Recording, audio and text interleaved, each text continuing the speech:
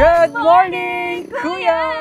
Good morning mga kasambahay! Nandito tayo ngayon sa Rio's Food Hub dito sa Sampaloc, Manila para itry ang kanilang iba't ibang mga Filipino cuisine. Yes, mga kasambahay, at itatry namin dito ni Tini ang tinatawag nilang Eat All You Can o ang Unlimited Buffet for only $2.99. Sa $2.99 na yun, meron na tayong 5 variant main dish. Meron ka na ring soup, dessert, salad, appetizer, at pastries. Ang dami! $2.99 lang yan? $2.99 lang. Naku, sobrang excited na ako mga kasambahay na i-try ito. Kaya ano pang hinihintay nyo? Tara na at tikman na natin ang kanilang mga Filipino cuisine. Let's go! Alright, ito na nga, Tini. So pagpasok pa lang natin, nandito na ang tinatawag nating unlimited buffet. Yun, diba? talagang sasalubong sa'yo yung mga pagkain. Ano ba yung mga meron dyan, Ian? Ito, meron dito ito yung only rice natin, syempre. Tapos ang katabi ng only rice, itong ali olio. At meron din tayong fish fillet, may chop suey din tayo, meron tayong pork pastel, at itong spicy chicken garlic. Sarap! Pwedeng-pwede sa'yo yan, Ian. At meron din silang salad dito mga kasambahay, dun sa mahihilig sa vegetables dyan. Meron din silang puto at meron silang mango sago for dessert. At may pasobra pa sila dito, Ian. Tingnan mo, may takoyaki sila. Takoyaki. At dun sa mga nag-worry naman kung nag-iiba-iba daw ba yung ino-offer dito sa sa ating Rio's Food Hub. Yes po, everyday iba-iba po yung mga meals or yung mga pagkain na ino-offer po nila sa kanilang mga customers. Kaya hindi kayo kailangang mag-worry kung gusto nyong araw-arawin dito. Pwedeng-pwede yan, kasambahay. That's right. Kaya ano pa bang hinihintay natin, Tini? Sisimulan na ba natin? Sige, dito ka, dun ako Sige. Let's go!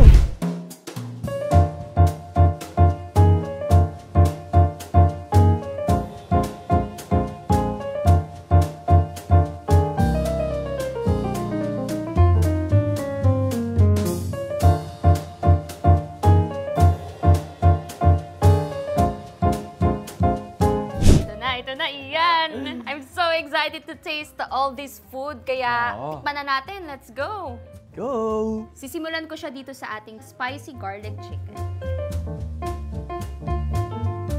Kamusta yung chicken?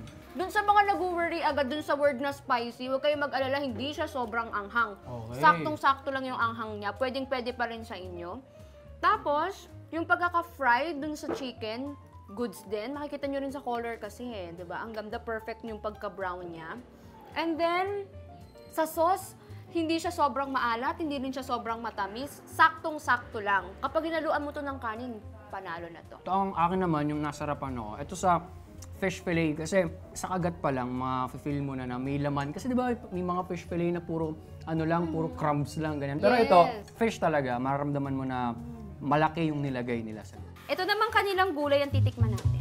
Taste the gulay. Kasi alam mo, ito hindi ko pa siya tinitikman, pero may hinahanap na kagad ako sa mga ganitong luto Ayoko ng overcooked yung gulay. Yung pag kinagat ko, parang sisip-sipin ko na lang matutunaw na. Ito gusto ko yung inunguya ko. Yung may tumutunog, may pagka-crunchiness. May crunch. Yung tama yung pagkakaluto. Kasi ganun daw yung tamang pagkaluto sa gulay Tiktikman natin kung ganun ba to. Narinig ba yun? Ito, tatry naman natin itong pork pastel nila.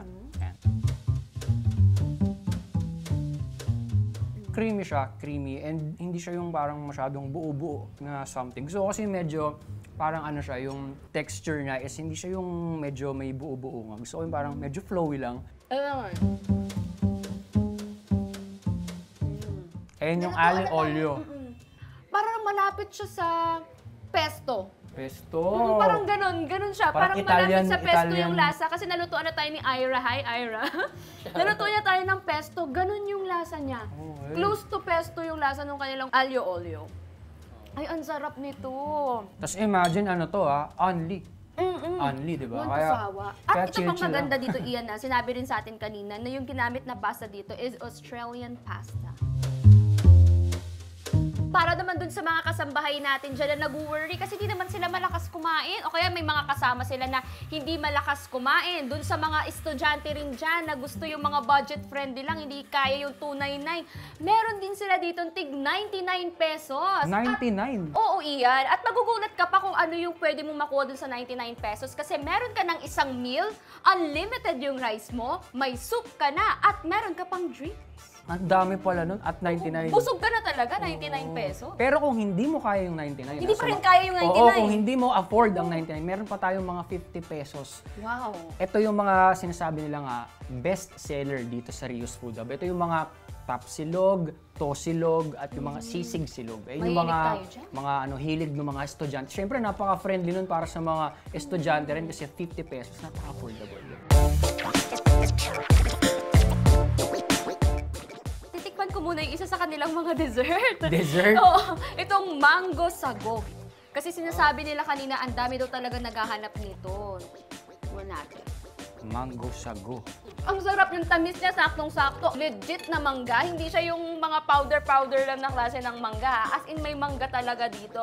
At talaga naman, kung mahilig ka talaga sa matatamis, pwedeng-pwede ito sa'yo. Pero hindi naman siya yung sobrang tamis, ha? Huwag kayong mag-alala mga kasambahay dyan. Siyempre, Ian, hindi pwedeng mawala. Kung may pambara tayo, dapat meron tayong panulak dyan. Siyempre. Kaya meron din yan dito sa Rios Food Hub, mga kasambahay. At siyempre, nandito yung ating best seller, ang kanilang strawberry basil. Tikman natin.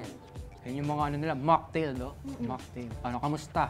Malasa, sarap. Hindi rin sobrang matamis. Alam mo, mahilig tayo sa hindi sobrang matamis, ha? At hindi siya lasang gamot. Oo, kasi yung mga ganyan, pag strawberry. Diba, pag strawberry, yung ibang kinakatakutan nila, baka lasang gamot. Pero ito hindi. Ang sarap niya. At meron siyang lemon.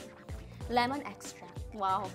Tsaka Tini, no, dito meron din silang karaoke. So pag after mong kumain, syempre medyo busog-busog ka na. Kung gusto mong medyong bumaba muna yung kinain mo, pwede tayong mag-karaoke dito. Nice! Tapos after ng karaoke, pwedeng balik ulit tayo sa pagkain since only buffet nga kasi dito, di ba? Walang time limit.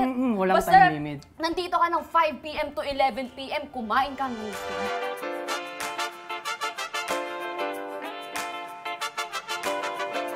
Iyan, sana natakam natin lahat ng ating mga kasambahay. Yes, at samahan niyo po kami ulit sa mga susunod pa naming episodes dito lang sa Food Trip.